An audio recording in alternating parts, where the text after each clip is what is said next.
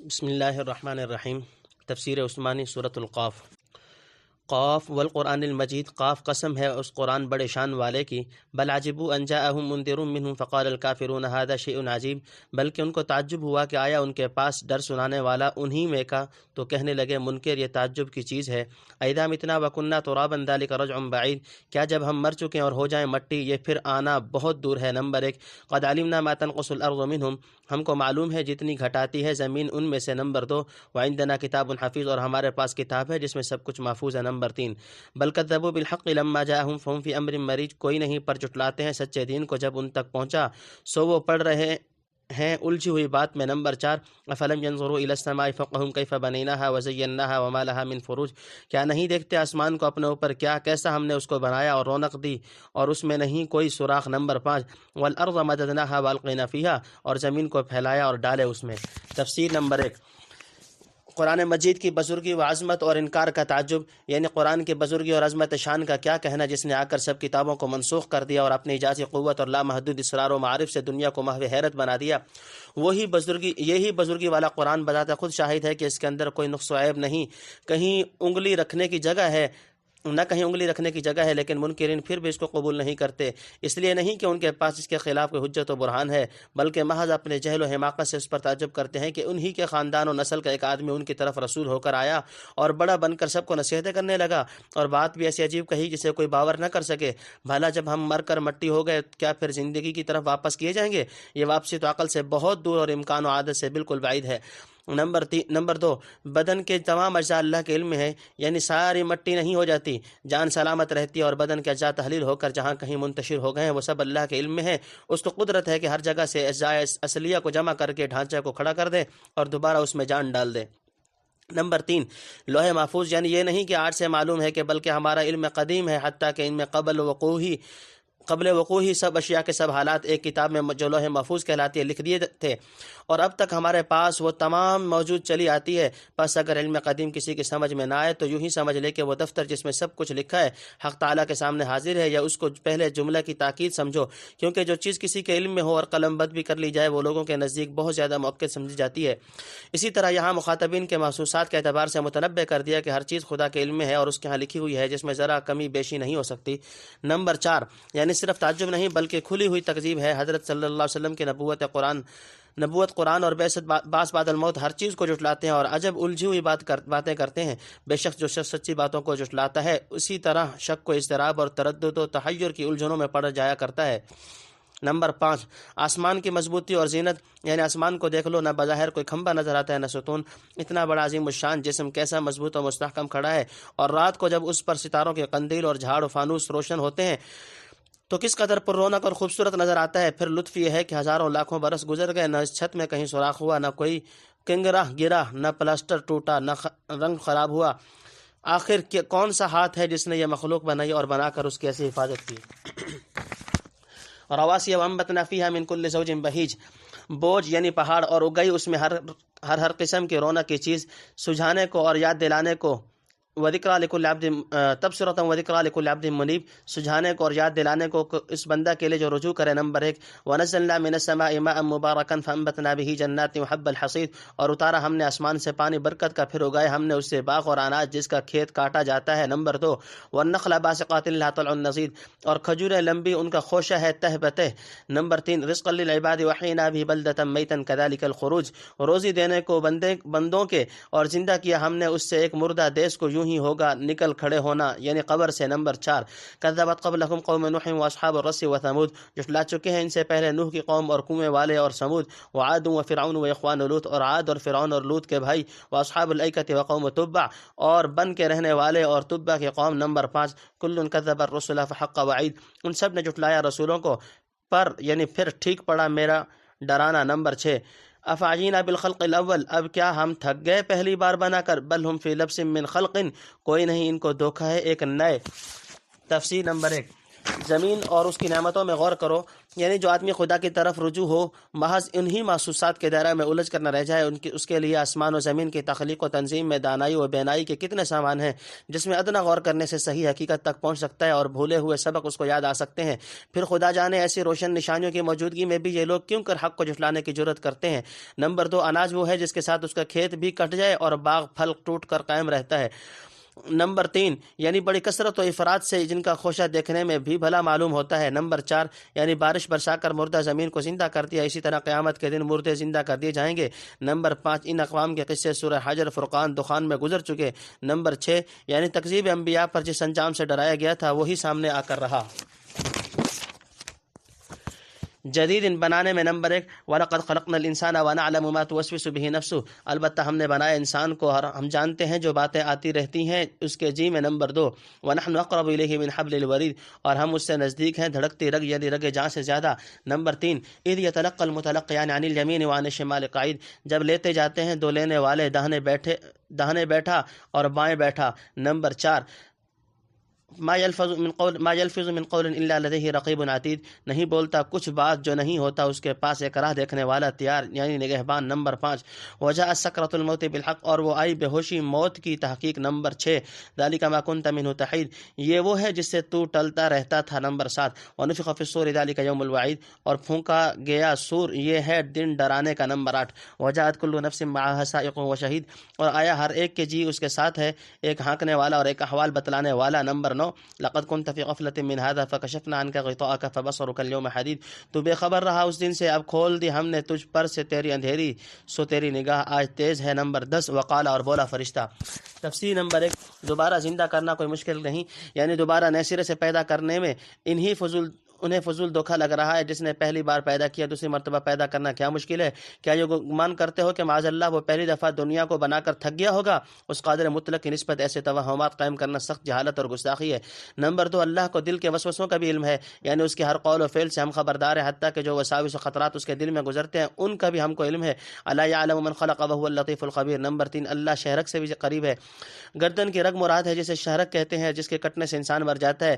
شاید یہ کنایہ ہو، جان اور روح سے مطلب یہ ہوا کہ ہم باعتبار علم کے اس کے روح اور نفس سے بھی نزدیک ہیں، یعنی جیسا علم انسان کو اپنے احوال کا ہے، ہم کو اس کا علم خود اس سے بھی زیادہ ہے۔ نیز علت اور منشا کو معلول اور ناشئے کے ساتھ وہ قرب حاصل ہوتا ہے جو معلول اور ناشئے کو خود اپنے نفس سے بھی نہیں ہوتا۔ اس کا مختصر بیان النبی اولیٰ بالمؤمنین من انفسہم کی حواشی میں ہو چکا ہے۔ حضرت شاہ صاحب رحمۃ اللہ علیہ لکھتے ہیں کہ اللہ اندر سے نزدیک ہے اور رگ آخر باہر ہے جان سے۔ وَلَنِعْمَ مَا قِیل، جانے نہاں در جسم واو در جان نہاں، اے نہاں اندر نہاں اے جانے جاں۔ نمبر 4، یعنی دو فرشتے خدا کے حکم سے ہر وقت اس کی طاق میں لگے رہتے ہیں، جو لفظ اس کے منہ سے نکلے وہ لکھ لیتے ہیں، نیکی داہنے والا اور بدی بائیں والا۔ نمبر 5، کرامن کاتبین، یعنی لکھنے کو تیار ہے۔ تنبیہ، دونوں فرشتے کہاں رہتے ہیں اور علاوہ اقوال کے کیا کیا کچھ لکھتے ہیں، اس کی تفصیل احادیث و آثار سے ملے گی۔ نمبر 6، سکرۃ الموت، یعنی لو ادھر مسل تیار ہوئی ادھر موت کی گھڑی آ پہنچی اور مرنے والا نزع کی بے ہوشی اور جان کنی کی سختیوں میں ڈبکیاں کھانے لگا۔ اس وقت وہ سب سچی باتیں نظر آنا شروع ہو گئیں جن کی خبر اللہ کے رسولوں نے دی تھی، اور میت کی سعادت و شقاوت سے پردہ اٹھنے لگا، اور ایسا پیش آنا قطعی اور یقینی تھا کیونکہ حکیم مطلق کی بہت سی حکمتیں اس سے متعلق تھیں۔ نمبر 7، یعنی آدمی نے موت کو بہت کچھ ٹلانا چاہا اور اس ناخوشگوار وقت سے بہت کچھ بھاگتا اور کتراتا رہا، پر یہ گھڑی ٹلنے والی کہاں تھی؟ آخر سر پر آ کھڑی ہوئی، کوئی تدبیر اور حیلہ دفعۃ الوقتی کا نہ چل سکا۔ نمبر 8، چھوٹی قیامت تو موت کے وقت ہی آ چکی تھی، اس کے بعد بڑی قیامت حاضر ہے، پس سور پھونکا گیا اور وہ ہولناک دن موجود ہوا جس سے انبیاء اور رسول برابر ڈراتے چلے آتے تھے۔ نمبر 9، محشر میں ہر انسان کے ساتھ دو فرشتے، یعنی محشر میں اس طرح حاضر کیے جائیں گے کہ ایک فرشتہ پیشی کے میدان کی طرف دھکیلتا ہوگا اور دوسرا اعمال نامہ لیا ہوگا جس میں اس کی زندگی کے سب احوال درج ہوں گے۔ شاید یہ وہی دو فرشتے ہوں جو کرامن کاتبین کہلاتے ہیں، جن کی نسبت فرمایا تھا اذ یتلقى المتلقیان الی آخر، اور ممکن ہے کہ کوئی اور ہو، واللہ عالم۔ نمبر 10، قیامت میں بینائی کی تیزی، یعنی اس وقت کہا جائے گا کہ دنیا کے مزوں میں پڑھ کر تو آج کے دن سے بے خبر تھا اور تیری آنکھوں کے سامنے شہوات و خواہشات کا اندھیرا چھایا ہوا تھا۔ پیغمبر جو سمجھاتے تھے تجھے کچھ دکھائی نہ دیتا تھا، آج ہم نے تیری آنکھ سے وہ پردے ہٹا دیے اور نگاہ خوب تیز کر دی، اب دیکھ لے جو باتیں کہی گئی تھیں صحیح ہیں یا غلط۔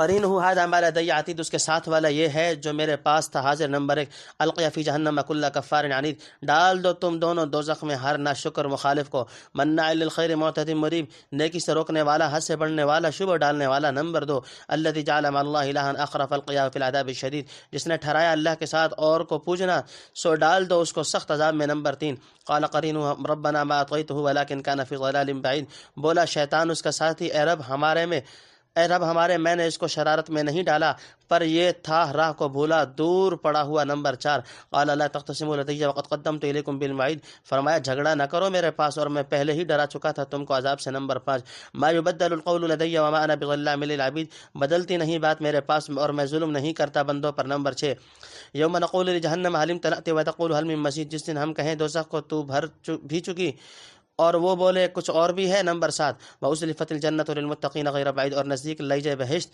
ڈرنے والوں کے واسطے دور نہیں۔ نمبر 8 هَذَا مَا تُوعَدُونَ، یہ ہے جس کا وعدہ ہوا تھا تم سے۔ تفسیر نمبر 1 یعنی فرشتہ اعمال نامہ حاضر کرے گا، اور بعض نے قرین سے مراد شیطان لیا، یعنی شیطان کہے گا یہ مجرم حاضر ہے جس کو میں نے اغوا کیا اور دوزخ کے لیے تیار کر کے لایا ہوں۔ مطلب یہ ہے کہ اغوا تو میں نے کیا مگر میرا ایسا زور و تسلط نہ تھا کہ زبردستی اس کو شرارت میں ڈال دیتا، یا اپنے ارادہ و اختیار سے گمراہ ہوا۔ نمبر 2 نیکی سے روکنے والے، بارگاہ عزتی سے یہ حکم دو فرشتوں کو ہوگا کہ ایسے لوگوں کو جہنم میں جھونک دو، اعاذنا اللہ منہا۔ نمبر 3 یعنی ایسے لوگ جہنم میں سخت ترین عذاب کے مستحق ہیں۔ نمبر 4 مشرک کا انجام، یعنی میری کچھ زبردستی اس پر نہ چلتی تھی، ذرا شہ دی تھی کہ یہ کم وقت خود گمراہ ہو کر نجات و فلاح کے راستے سے دور جا پڑا، شیطان یہ کہہ کر اپنا جرم ہلکا کرنا چاہتا ہے۔ نمبر 5 حشر میں کفار کو جواب، یعنی بک بک مت کرو، دنیا میں سب کو نیک و بد سے آگاہ کر دیا تھا، اب ہر ایک کو اس کے جرم کے موافق سزا ملے گی، جو گمراہ ہوا اور جس نے اغوا کیا سب اپنی حرکتوں کا خمیازہ بھگتیں گے۔ نمبر 6 یعنی ہمارے یہاں ظلم نہیں، جو کچھ فیصلہ ہوگا عین حکمت اور انصاف سے ہوگا اور بات نہیں بدلتی، یعنی کافر بخشا نہیں جاتا، بھلا شیطان اکفر کی بخشش تو کہاں۔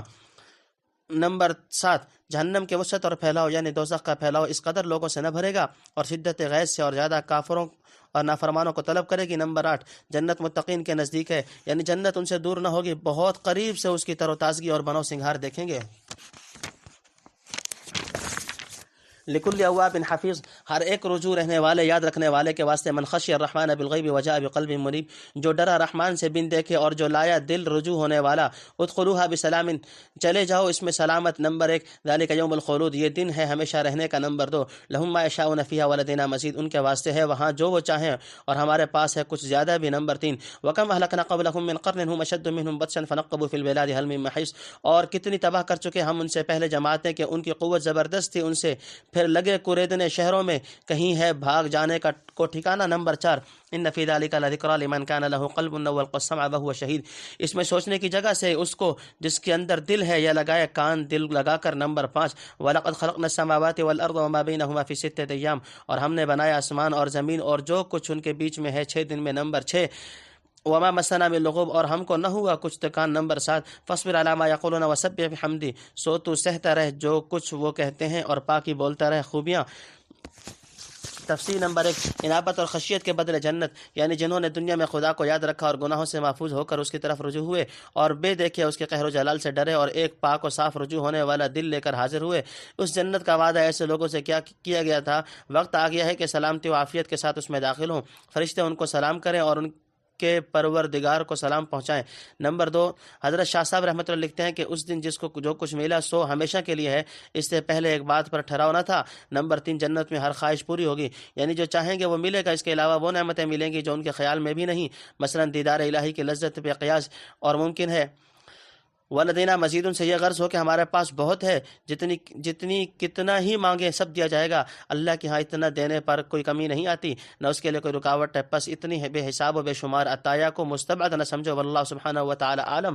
نمبر 4 کفار کو تنبیہ، پہلے کفار کی تعذیب اخروی کا بیان تھا، درمیان میں ان کے مقابلہ پر اہل جنت کے تنعم کا ذکر آ گیا، اب پھر کفار کی سزا دہی کا ذکر کرتے ہیں، یعنی آخرت سے پہلے دنیا ہی میں ہم کتنی شریر و سرکش قوموں کو تباہ کر چکے جو زور و قوت میں موجودہ اقوام کی کفار سے بڑھ چڑھ کر تھیں اور جنہوں نے بڑے بڑے شہر چھان مارے تھے، پھر جب عذاب الہی آیا تو بھاگ جانے کو روئے، زمین پر کہیں ٹھکانہ نہ ملا۔ یا یہ مطلب ہے کہ عذاب کے وقت اپنی بستیوں میں کھوج لگانے لگے کہ کہیں پناہ ملے مگر کوئی ٹھکانہ نہ پایا. ھذا هو الظاہر من الترجمۃ والاول ما اختارہ جمہور المفسرین واللہ اعلم. نمبر 5، سمجھنے اور سننے والے ہی نصیحت پکڑتے ہیں، یعنی ان عبرتناک واقعات میں غور و فکر کر کے وہی لوگ نصیحت حاصل کر سکتے ہیں جن کے سینے میں سمجھنے والا دل ہو کہ از خود ایک بات کو سمجھ لیں یا کم از کم کسی سمجھانے والے کے کہنے پر دل کو حاضر کر کے کان دھریں، کیونکہ یہ بھی ایک درجہ ہے. آدمی خود متنبہ نہ ہو تو دوسرے کے متنبہ کرنے پر ہوشیار ہو جائے. جو شخص نہ خود سمجھے نہ کسی کے کہنے پر توجہ کے ساتھ کان لگائے اس کا درجہ اینٹ پتھر سے زیادہ نہیں. نمبر 6، اس کا بیان پہلے کئی جگہ گزر چکا ہے. نمبر 7، اللہ نہیں تھکتا.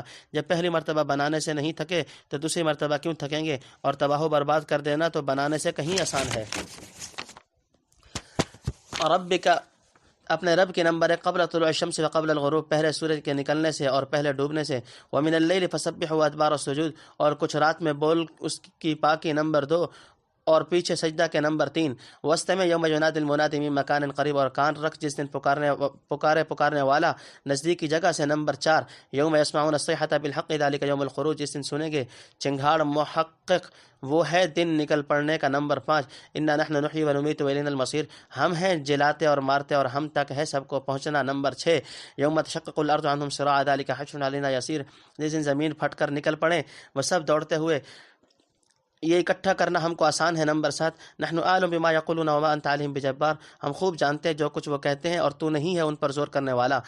فذکر بالقرآن من یخاف وعید، سو تو سمجھا قرآن سے اس کو جو ڈرے میرے ڈرانے سے. نمبر 8، تفسیر. نمبر 1، حضرت صلی اللہ علیہ وسلم کو صبر و شکر کا حکم، یعنی ایسی موٹی باتوں کو یہ لوگ نہ سمجھیں تو آپ غمگین نہ ہوں بلکہ ان کی بیہودہ بکواس پر صبر کرتے رہیں اور اپنے پروردگار کی یاد میں دل لگائے رکھیں جو تمام زمین و آسمان کا پیدا کرنے والا اور ہر چیز کے بنانے اور بگاڑنے پر قدرت رکھتا ہے. نمبر 2، دعا اور نمازوں کے خاص اوقات، یہ وقت اللہ کی یاد کے ہیں، ان میں دعا اور عبادت بہت قبول ہوتی ہے. اور بعض روایات سے معلوم ہوتا ہے کہ ابتداء میں آپ صلی اللہ علیہ وسلم پر 3 ہی نمازیں فرض تھیں، فجر، عصر اور تہجد. بہرحال اب بھی ان 3 وقتوں کو خصوصی فضل و شرف حاصل ہے. نماز یا ذکر و دعا وغیرہ سے ان اوقات کو معمور رکھنا چاہیے. حدیث میں ہے کہ علیکم بالغدوۃ والروحۃ وشیء من الدلجۃ، بعض نے کہا کہ قبل الطلوع سے نماز فجر، قبل الغروب سے ظہر و عصر، اور من اللیل سے مغرب و عشاء مراد ہے، واللہ اعلم. نمبر 3، یعنی نماز کے بعد کچھ تسبیح و تحلیل کرنا چاہیے یا نوافل مراد ہوں جو فرائض کے بعد پڑھے جاتے ہیں. نمبر 4، سور قریب کے مقام سے پھونکا جائے گا. کہتے ہیں سور پھونکا جائے گا بیت المقدس کے پتھر پر، اس لیے نزدیک کہا. یہ مطلب ہے کہ اس کی آواز ہر جگہ نزدیک لگے گی اور سب کو یکساں سنائی دے گی. باقی سور پھونکنے کے سوا اور بھی ندائیں حق تعالیٰ کی طرف سے اس روز ہوں گی. بعض نے آیت سے وہ مراد لی ہے مگر ظاہر ہے نفخ سور ہے، واللہ عالم. نمبر 5، یعنی دوسری مرتبہ سور پھونکا جائے گا تو سب زمین سے نکل کھڑے ہوں گے. نمبر 6، یعنی بہرحال موت و حیات سب خدا کے ہاتھ میں ہے، پھر کر آخر کار اسی کی طرف سب کو جانا ہے، بچ کر کوئی نہیں نکل سکتا. نمبر 7، قیامت میں زمین کا پھٹنا، یعنی زمین پھٹے گی اور مردے اس سے نکل کر میدان حشر کی طرف جھپٹیں گے. خدا تعالیٰ سب اگلوں پچھلوں کو ایک میدان میں اکٹھا کر دے گا اور ایسا کرنا اس کو کچھ مشکل نہیں. نمبر 8، تبلیغ میں زبردستی نہیں، یعنی جو لوگ حشر کا انکار کرتے اور واہی تباہی کلمات بکتے ہیں بکنے دو اور ان کا معاملہ ہمارے سپرد کر دو، ہم کو سب معلوم ہے جو کچھ وہ کہتے ہیں. آپ کا یہ منصب نہیں کہ زور زبردستی سے ہر ایک کو یہ باتیں منوا کر چھوڑیں. ہاں، قرآن سنا کر بالخصوص ان کو نصیحت اور فرمائش کرتے رہیے جو اللہ کے ڈرانے سے ڈرتے ہیں. ان معاندین کے پیچھے زیادہ نہ پڑیے. تم سورۃ القاف، والحمد للہ.